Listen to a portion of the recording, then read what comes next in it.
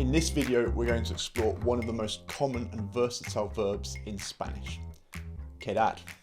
I'm Rob from Spanish Obsessed, and we produce courses, podcasts, and live classes to help you with your Spanish, whatever your level. I'll also be joined by Liz, who help us out with her beautiful Colombian Spanish. Quedar. Quedar is a very common verb, but it can be a tricky one for us learners. It seems to pop up everywhere and is used in all sorts of weird and wonderful ways. It's used a ton in everyday conversation. With so many different uses, I sometimes feel you could basically substitute any Spanish verb with quedar and it will probably still work.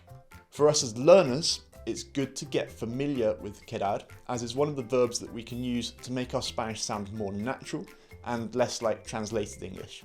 Quedar comes from the Latin quietare. Now, I never took Latin at school, so I've got no idea if I'm pronouncing that right. Quietare means to rest. It's also where our English word quiet comes from. The main, if you like, original meaning of quedar is to remain. And remembering this is going to really help us draw a line between all of those different meanings that we're going to explore of quedar.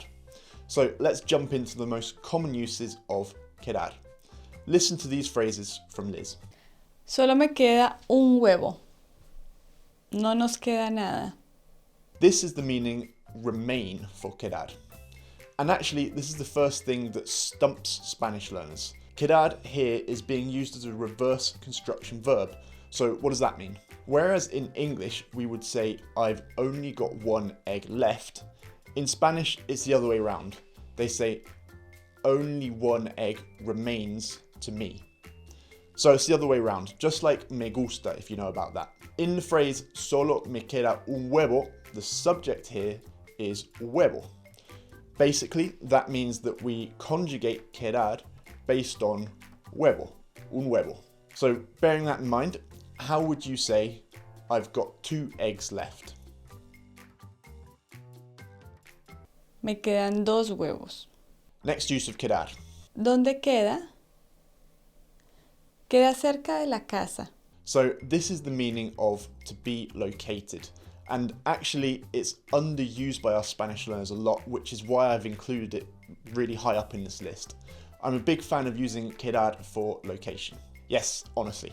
However, as a rule of thumb, only use this with objects and places, not with people, because as you'll see, when you use quedar in that way with people, it actually changes the meaning. So, how could you say, where's the car? ¿Dónde queda el carro? Use number 3 of quedar. Listen to these phrases. Quedamos a las 8. ¿Dónde quedamos mañana?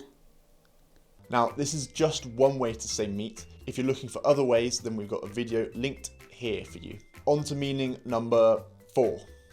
To suit or to fit. Listen to this phrase from Liz. Te queda muy bien. Here, quedar is also used as a reverse construction verb, so those verbs which are just like gustar. And to understand it, this phrase might help you out. Esa camisa te queda muy bien. So the subject here, remember that's the part of the phrase that tells us where we're conjugating or what we're conjugating the verb for, is ese vestido. And it's actually very similar to how we say it in English. We don't say, I suit that shirt very well. We say, that shirt suits me very well. And it's the same in Spanish. That's exactly what's happening here. Okay, you try one now. How do you say, it doesn't suit me very well?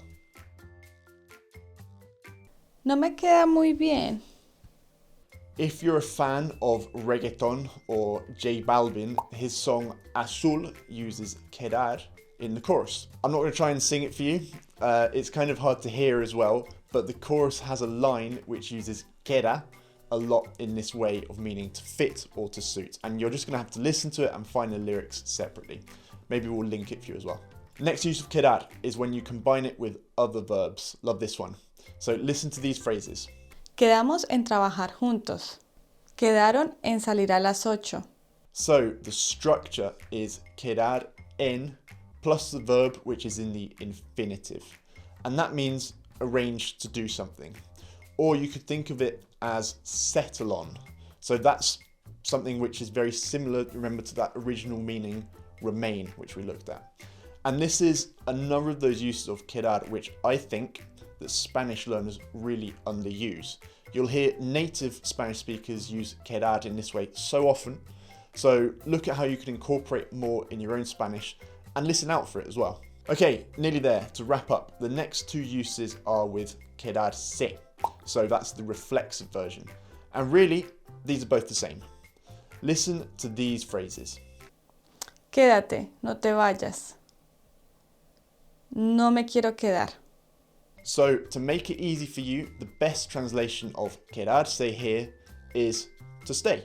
And that works for the meaning of stay, like don't go, stay here, as well as to stay in a place, like nos quedamos en un hotel, we stayed in a hotel.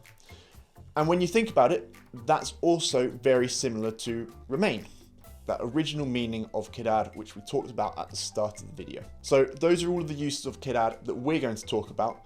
Now, look in a dictionary, you'll probably find a ton more. There's lots of set expressions and things like that using quedar, but these are the most common ones. And in our opinion, this is what you'll find the most useful. It's like the 80-20 of quedar. If you've enjoyed this video, subscribe so you don't miss any more.